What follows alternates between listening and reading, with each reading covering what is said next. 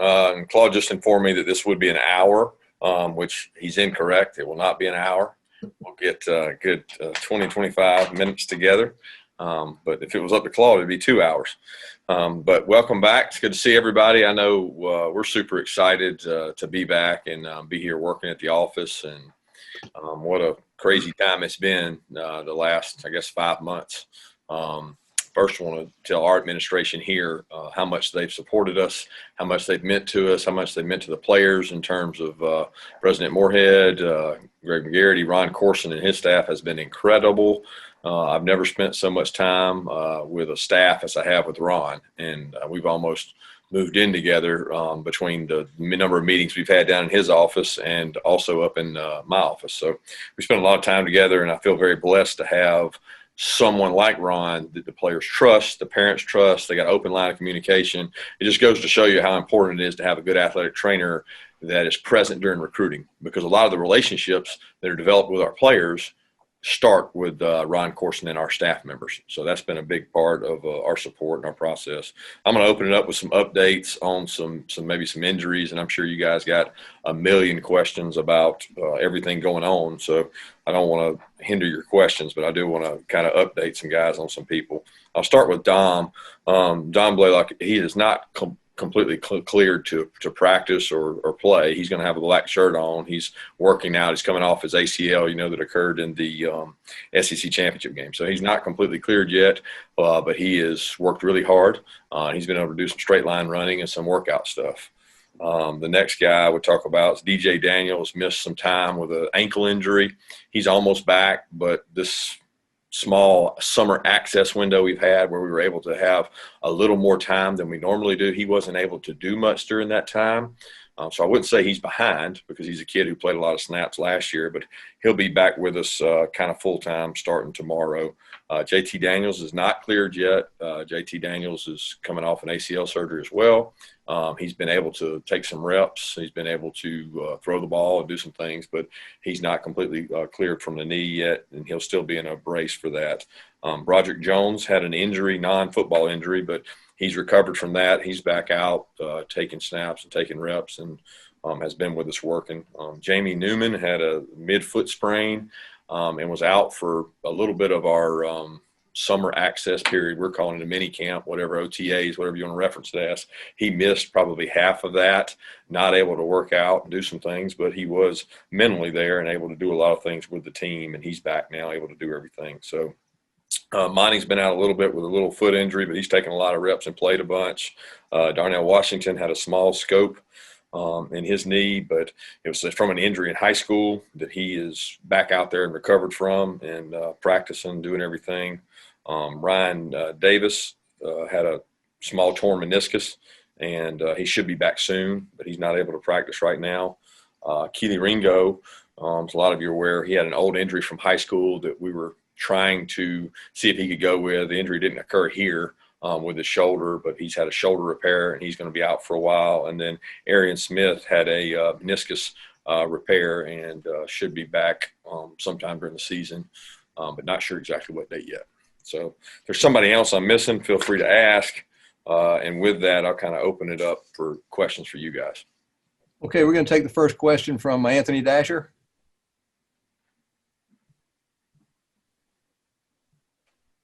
Anthony, unmute. Anthony, you got to unmute. I'm sorry, first day issues here. There you go. Sorry about that, Coach. Now, just real quick, where are y'all at as far as 85 scholarship issue deal goes? And Ron mentioned the other day that no players have opted out. Is that still the case? As far as 85 goes, I never talk about the 85. The 85 traditionally takes care of itself, and we'll have some guys with an opportunity to possibly go on scholarships or come off scholarships with things that transpire over the next couple weeks and days. So we're looking forward to that. As far as opting out, no, we have not had anybody come forward to talk about that or really present that option just yet. Our guys have been very open and transparent. We've had a lot of meetings and talks to make sure they're comfortable with the information they're receiving. Chip Towers, you got a question? Unmute. Yes, I was looking for my unmute button. Yeah, Coach, I'm just first, I'm curious about your sensibilities as you guys start practice tomorrow. Obviously, there's been many FBS programs and conferences that are not going forward with football this fall. What was your reaction when you heard those other major conferences make the decision to give up, and how does that affect or make you feel as you guys get ready to go forward with it? To be honest with you, I don't get emotionally tied to the decisions of other conferences. I put faith, trust, and confidence in Greg Sankey, who has done a tremendous job. First thing that Sankey did was form a medical committee and a medical group to represent our 14 universities, and they started dealing with a lot of these issues that you guys as media are just coming to even know about, and they were dealing with them April 1st. And they've talked about a lot of these issues. They've got a plan for these issues. They've had a plan for everything that's come up, and they've done a really good job being able to adjust on the run. And there's not a call that I don't get an update from one of these meetings from Ron or a concern of a parent or something out there. They do a great job addressing these things, and they're the experts. So a lot of my faith, trust, and confidence goes into those medical groups, goes into cardiologists, goes into doctors, and we gather the information. I know that I've become a lot more educated on a lot of this stuff than I ever have been, and our job has been to relay those messages to our players so they feel comfortable with the information that we have out there. Seth Emerson, got a question? Kirby, with, I guess, the uncertainty of a certain start to the season for everybody, how do you deal with that? Just in general, how does it change, if at all, your approach this preseason? Do you talk about it with players? Are you upset that there's not certainty that you will start September 26th? No, I'll start with the fact I'm definitely not upset with the uncertainty. That's the day and age we live in. Adaptability is going to be one of the most important factors of this team, and the teams that handle it best will probably be at an advantage. We always talk about our camp being about mental and physical toughness. One of the most important things about this team is going to be mentally be able to handle change and fast change, because we've seen in the last 5 months things change, especially when you're dealing with COVID. I mean, we've seen updates that were one way one day, and then the next day they were another, and they've changed, and the kids have had really a change of way of life outside of our building and inside of our building both. So I think I'm very comfortable with the fact that it's not going to go perfect as planned. And who can handle those adjustments? Whose team cannot get lost in worrying and concerning themselves with things they can't control, and really worry on things they can, like, do I wash my hands enough? Do I wear my mask enough? Do I social distance when I have an opportunity to? Those are the things that are going to determine the outcome of our team and our guys' ability to play. It's not going to be when is the first game, because inevitably we feel like we're going to have a game. So whenever that is, we're comfortable with it. Mike Griffith, question? Yeah, Coach, thanks for doing this today. I guess I would just ask you about the offense. It's been such a disjointed off season, such a unique. Can you kind of paint the picture as far as where you guys are at and how the offense comes to fruition? Yeah, much closer now to being able to have a vision and understanding. Without spring practice, that's really hard to sit here and say what it's going to look like, because you have nothing to base it on. Not only that, you don't have a lot of your freshmen that are going to make up some of that offense. And we had some guys that probably would have missed parts of spring with injuries that were able to get healthy during this time that can help us. But, the time we had of minicamp, which all we're really allowed to do is walk through, at least able to see formations, guys go out and do some position work, meaning they get to go work with their position coach and do kind of conditioning by position. Those things have been good for us. We've been able to teach and learn and do things and walk through and have go against a defense and pick things up. So I'm excited about that. We haven't put a pad on. We haven't put a helmet on. So to not do those things and find out really who we are, I think we're going to find that out in camp from an offensive perspective. But I'm excited about what the guys have been able to pick up on and do. And, talking to our offensive staff, those guys have given me good updates, and I get to see it firsthand when you go out on the field and you see some good, young, talented players that have been able to go out and pick things up. That's going to be the key to us is who is the quarterback, who's able to lead the team, and what gives us the best chance to get the ball to the playmakers out in space. Hey, Mark Weiser, question? Hey, Kirby, how you doing? How do you think your team has responded to what you as a staff have told them about going about things away from the facility during the pandemic? And with students returning this week, how does that impact things, you think?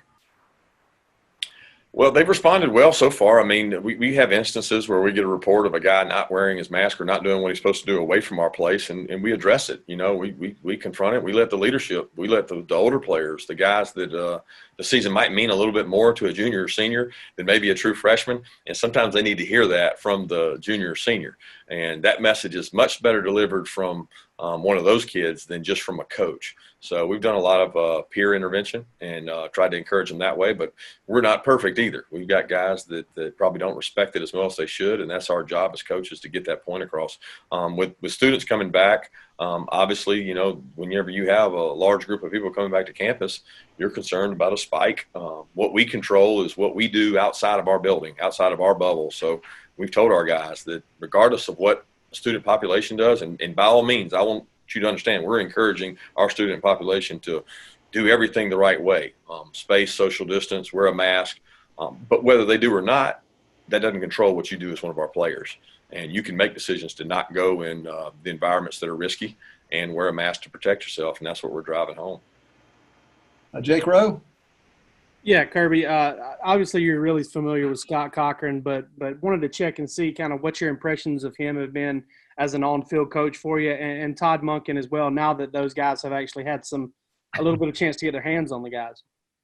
Well, he hadn't had much chance. I mean, it's just tough. I mean, we've had walkthroughs. You got to remember, we haven't had an opportunity to do much more than the walkthrough tempo stuff. And, you know, you can see when guys get an individual drill and they get an opportunity to go do something, get to be around their players. Scott's energy has certainly come through. He's an energetic, very demanding coach, and has done a good job in front of the team and the units. I think he's very comfortable doing that because he was always in front of the team in his past jobs, being a strength coach. So he's done a good job with that, and the players respect him. And a lot of them know him through recruiting. And then Todd has brought a lot of energy to the offensive side of the ball. He's very demanding. He has an expectation of what it should look like in his job, and what he loves doing is trying to do each individual job better than the next guy. And can we do one thing? Can we run a curl better than the other team can run a curl? Can we run a dig route better than the other team can run a dig route? Can we coach those things better than the other team? And if we do that, then we'll have success. Chuck Dowdle, you got a question?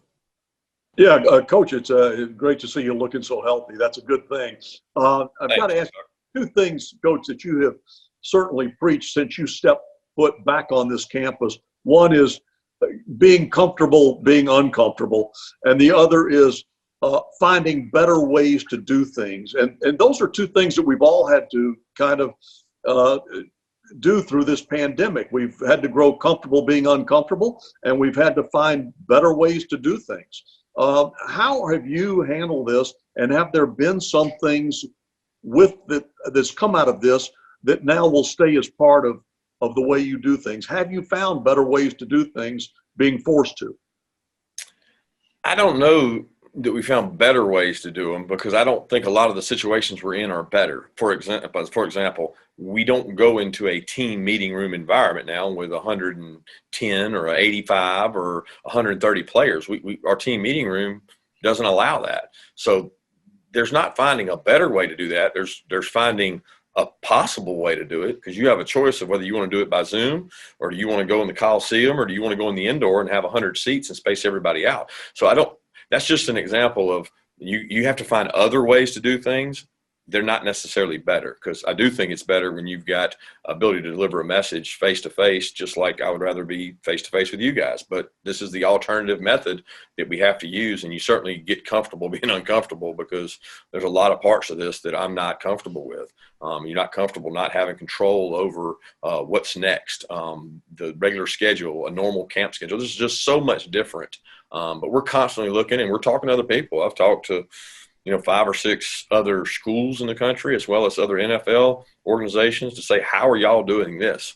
What is the best way to do this and get your point across during this COVID era? And it's been unique. And I don't think a lot of them will carry over, because I don't think they're the best way of doing it. They're the social distancing way to do things. Okay, let's open up now for anyone else has a question. Just remember to unmute yourself and go ahead and ask a question. Hi, Kirby, Kirby. David Thanks Pascal. for doing this. This is Jeff Schultz. Obviously, there's been disagreement among all the medical advisory boards of the different conferences. You're aware of that. And kind of with that, there's been this narrative of athletic officials and coaches, you know, some particularly in the Southeast, not being realistic about the dangers of playing football.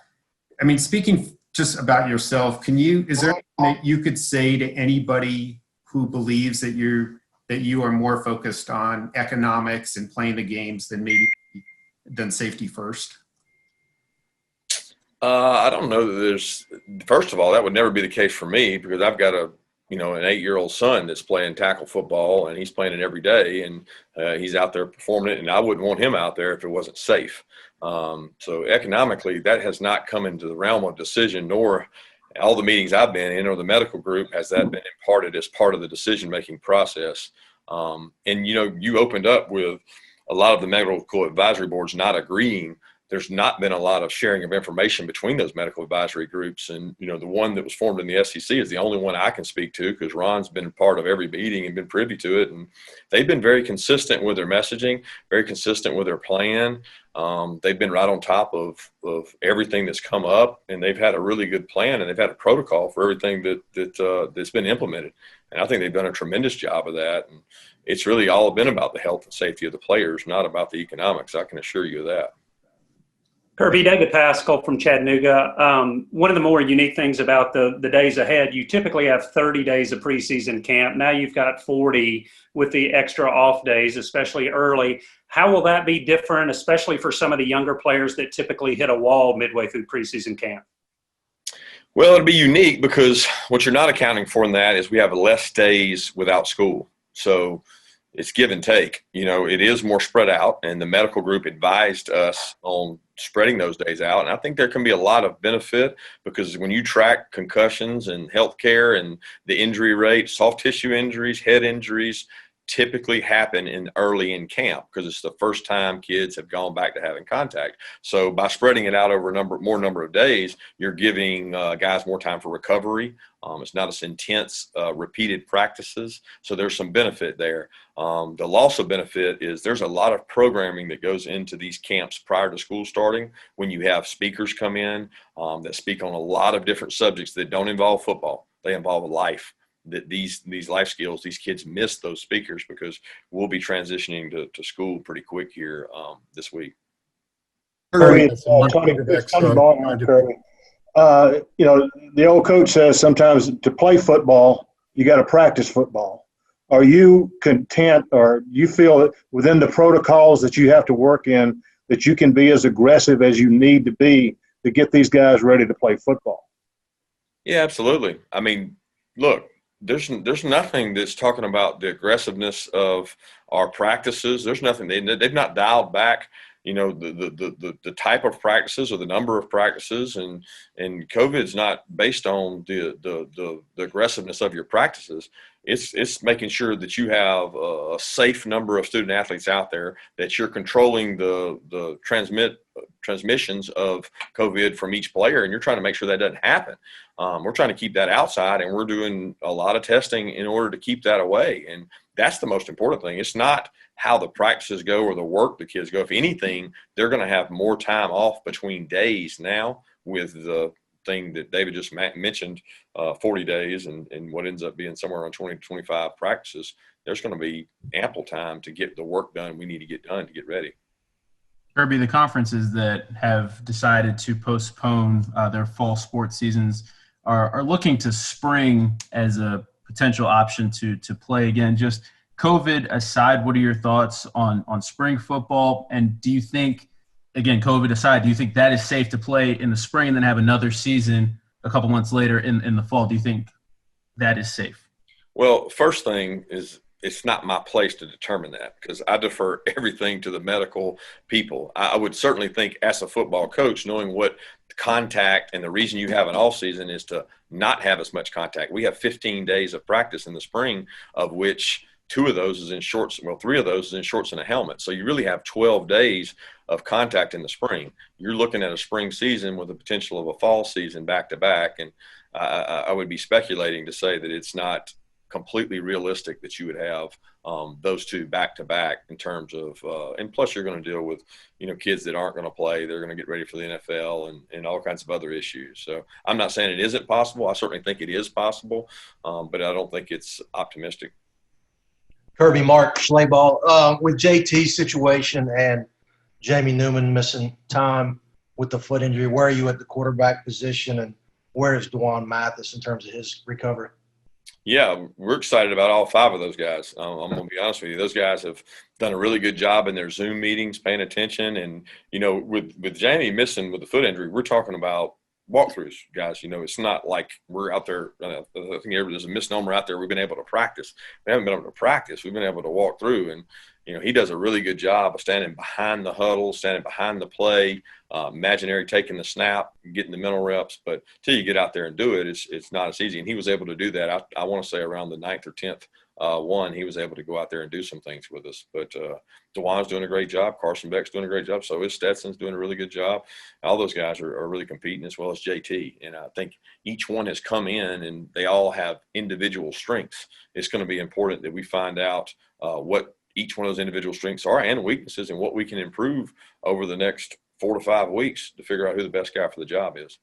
Kirby, with JT, did you guys recruit him at all coming out of high school? And when he was available in the portal, why was it, in your estimation, that it made sense to bring him into the program?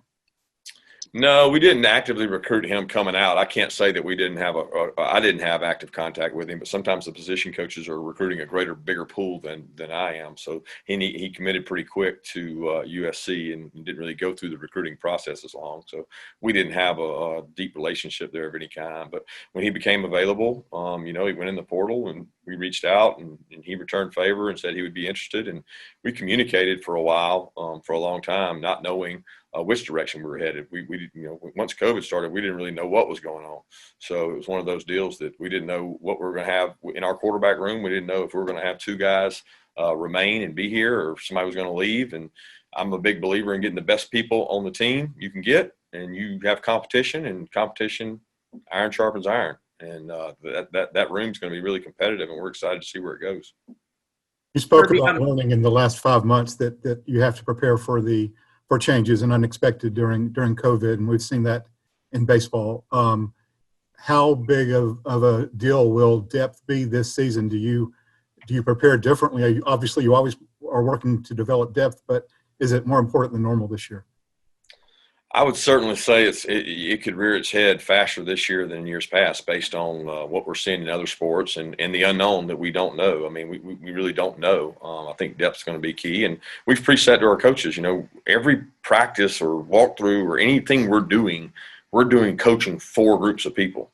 Now, is our fourth team as good as our first team? Absolutely not. But we're trying to coach like we're going to have to play a game against an SEC rival with possibly our third or fourth guy. And you've got to approach it that way right now and build depth on your team and coach the young guys on your roster. Look, when you go to the NFL or you go out of college football, you really don't get developed. You either make the team or you don't. There's no development in the NFL, and we have an opportunity to develop our roster and get players better. That's what we try to do. We try to grow players and get them better all throughout. And that's what we'll continue to do. And if it shows up this season in our depth or with maybe guys having to quarantine, then we'll hopefully be ready.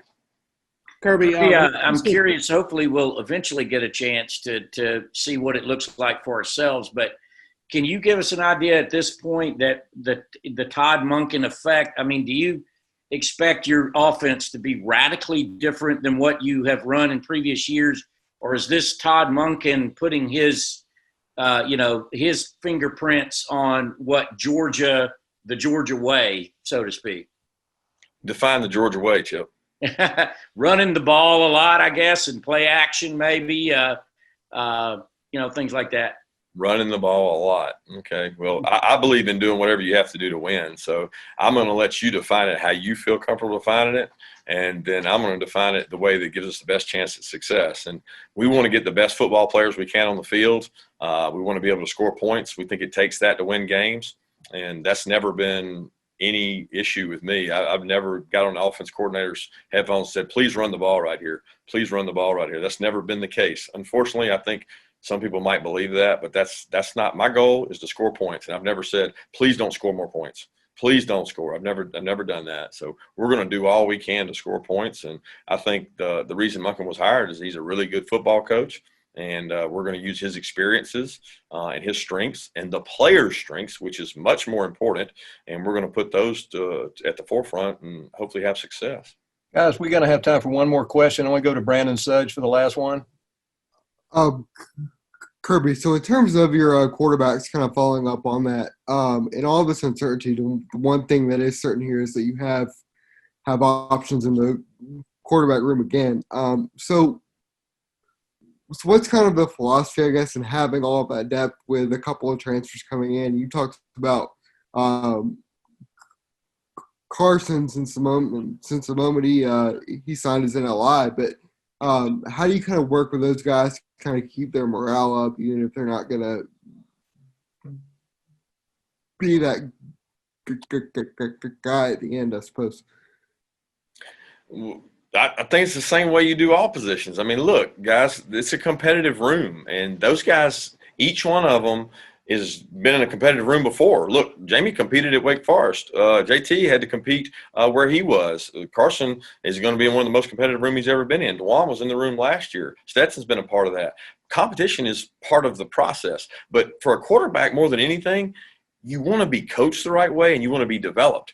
Part of development is taking reps, getting practice. Fortunately, here we have really good depth at the University of Georgia. We're able to practice in a way that I think you guys think there's only one quarterback and there's only one guy that gets to hold the ball. Those guys are going to be judged and evaluated every day on how they command the huddle. How do they respond to an interception? What do they do when they make a bust? Are they making the right check? Are they making the right decisions? Can they use their feet to extend plays? All of those things are going to be used to judge and make the best decision of who gives us the best chance to win. And that hasn't changed since any time we've had to make quarterback decisions. I'm excited to see those guys go compete, and I'm glad we've got the guys in the room that we have so we can pick the best one and let them go out there and play.